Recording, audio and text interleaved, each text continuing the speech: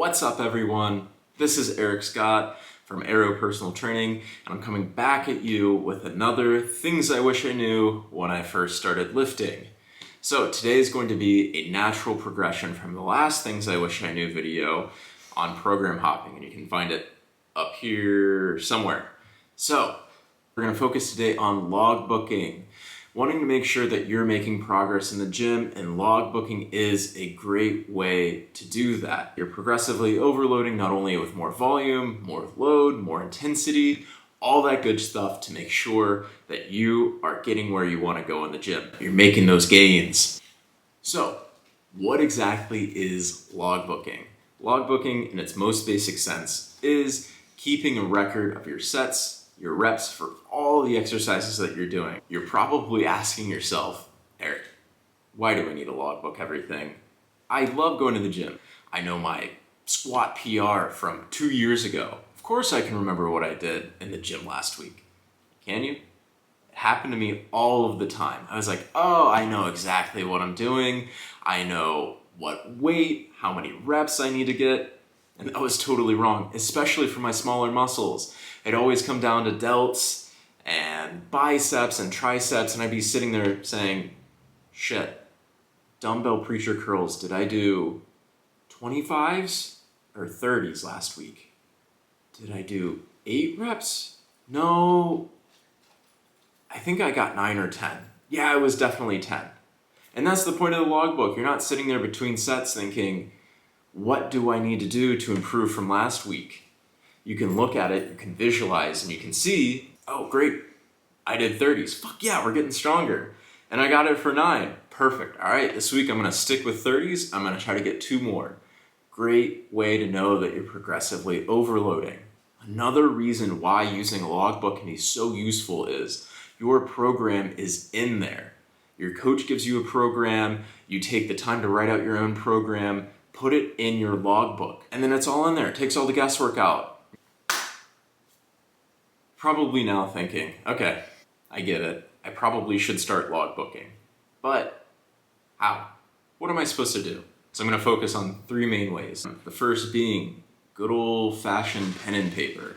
So you got these logbooks right here. Feel free, if you want to, you can buy some. They already have these nice kind of setup where you just break down the exercise, your sets, your reps, and your weight. Super easy to follow along, or you could just wing it and go buy like a 99-cent notebook from wherever. Super easy again to set up. The only issue is, shit, where'd my pen go? And that's the issue with these. You lose your pen, you forget it at the gym, you're kind of shit out of luck.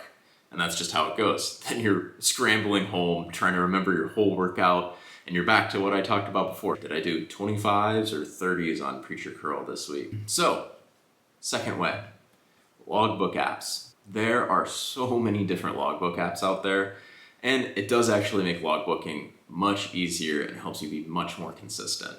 A big pro to the apps on the phone is a lot of times all you have to do is just enter your sets, your weight, and your reps, and you just go from there.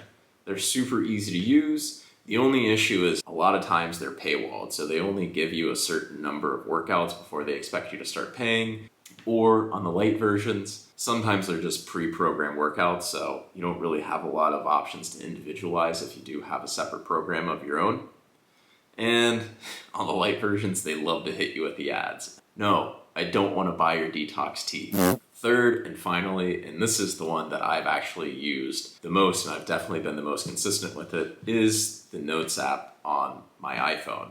The app is already pre-installed when you have the phone, so you don't even have to worry about finding an app on the App Store. You're much less likely to lose any data because you're not going to get logged out of your phone unless you're doing it on purpose. And also, it's really, really easy to set up a folder and have a separate note for each of the days in your split. The only downside of this is it's kind of tedious. You're always kind of copying and pasting everything, but it does give you kind of a little bit of like a modern update on this, and that it's super easy to scroll back through and say, okay, well, have I made progress? Let me flip back, like scroll all the way to the bottom of the note, doing way more weight, doing way more reps on this exercise. Cool, perfect. So hopefully at this point, you're thinking to yourself, all right, I probably should start logbooking a little bit more, but how do I do it? Glad you asked. Let me explain. So the first thing And this goes for anything in the gym, logbooking included. Be consistent with it. After being consistent, there are a few things just as bare minimums to do to make sure that you're going to get the most out of logbooking. First thing is, at the beginning of every single session, write down the date and then the day in your split that you're going to do. So if it's chest day, write down chest day. Next, you're taking some time to write down the weight and the reps that you've done. Don't wait until the end of the session and you're frantically trying to scribble down, get everything out of your head before it just goes away. You want to make sure writing as a bare minimum your working sets. So if you're doing 2 or 3 working sets, make sure that you're recording the weight and the reps that you did for each of those sets. I want to give you some additional advice on how you can take your logbooking up to that next level. One of the best things that you can do, and it's the reason why I really like the Notes app on my phone, is because it gives you so much more versatility to add comments next to each of your working sets. You can leave comments like, that was good form. I want more control during this portion of the movement. Let me get 1 or 2 more reps at the same weight. Or hey, watch out, the shoulder kind of feels a little bit iffy at the bottom of a bench press. Why don't I make sure that I'm just warming up more and I'm cognizant of it next time I'm doing it? To summarize, I talked about what logbooking is. It's recording your sets, your reps, the exercises performed throughout a consistent period of time. I talked about why it's important to logbook.